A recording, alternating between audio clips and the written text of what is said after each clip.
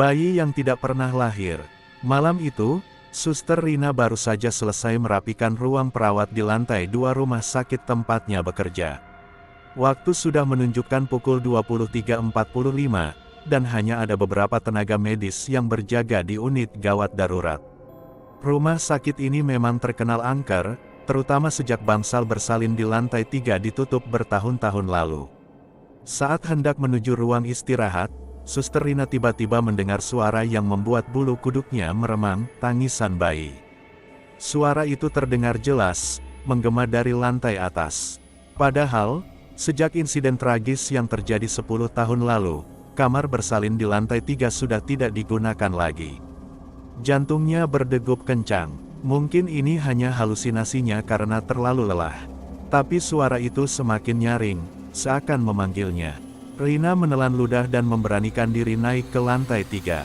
Lorong di sana gelap, hanya diterangi lampu-lampu kecil yang berkelap-kelip. Tangisan itu berasal dari salah satu kamar bersalin di ujung lorong. Dengan tangan gemetar, Rina meraih gagang pintu yang berdebu dan perlahan membukanya.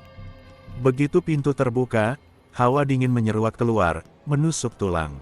Di dalam ruangan yang remang-remang, ia melihat sebuah ranjang bersalin tua yang sudah berkarat.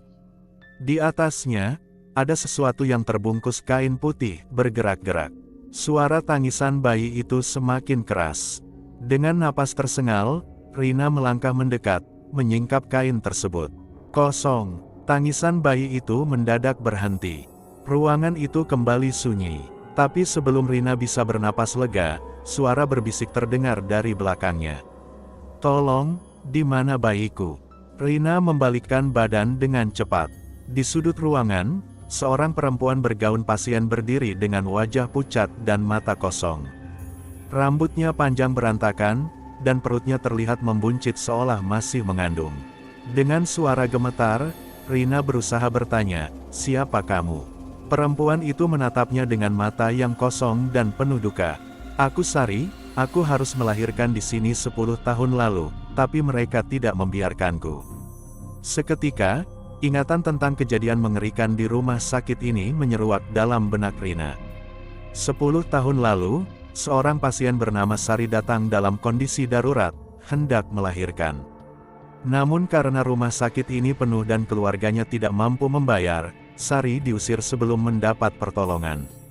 Ia akhirnya meninggal di depan rumah sakit, bersama bayi yang tidak sempat dilahirkannya. Rina bergidik. Ia menatap sosok Sari yang kini menangis tanpa suara. "Aku ingin bayiku, aku ingin dia lahir." Tiba-tiba, tubuh Rina terasa berat. Pandangannya berputar, kepalanya pusing. Dia merasa seolah-olah sedang berada di ruang operasi. Cahaya lampu menyilaukan matanya, dan terdengar suara dokter serta perawat yang sibuk menangani persalinan. Tapi ada yang aneh, tangannya bergerak sendiri, seperti sedang membantu proses melahirkan.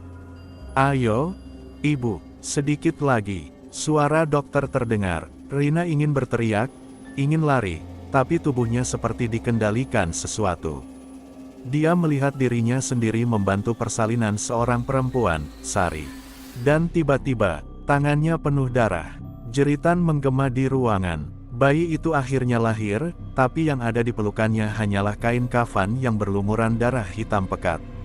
Rina tersentak dan kembali ke realitas. Dia masih berada di ruangan bersalin tua itu. Sosok Sari kini berdiri tepat di depannya, tersenyum lemah. "Terima kasih, bayiku sudah lahir."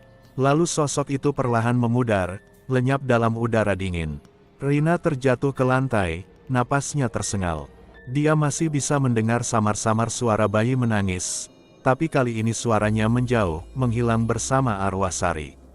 Keesokan harinya, Rina mencoba mencari informasi lebih lanjut tentang kasus Sari.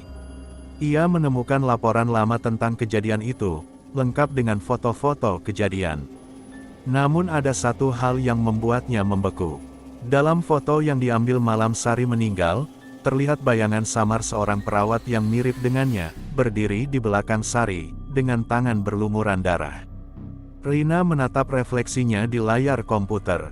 Sejak malam itu, dia mulai bertanya-tanya, apakah benar dia hanya suster yang bekerja di rumah sakit ini? Atau, sejak awal, dia adalah bagian dari peristiwa itu. Keserakahan dan ketidakpedulian bisa membawa malapetaka yang tak terduga. Terkadang, arwah mereka yang terzalimi akan kembali, menuntut keadilan dengan cara yang tak bisa dijelaskan oleh akal manusia.